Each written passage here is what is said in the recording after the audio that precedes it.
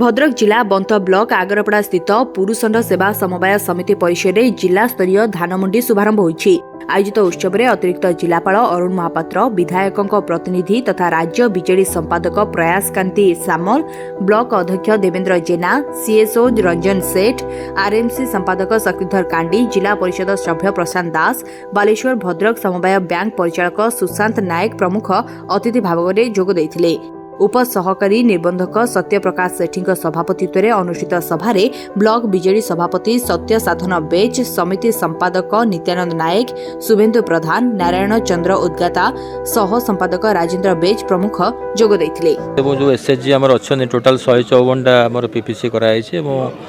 आज चाषी मान धान आज आम संग्रह करने आज प्रक्रिया आरंभ होती। तो किभली भाव चाषी मान मिनिमम सपोर्ट प्राइस जहाँ सरकार स्थिर कर पाइबे एवं ट्रांसपेरेंस धान किणा बिकार से विषय में जिला प्रशासन सचेतन अच्छा एवं जदि किसी इनकेस किसी जोटा आमर ए जड़े ये उपस्थित भद्र व्यक्ति कहले किसी इश्यूज रोचे आम सर्ट आउट करूँ ना आम देखा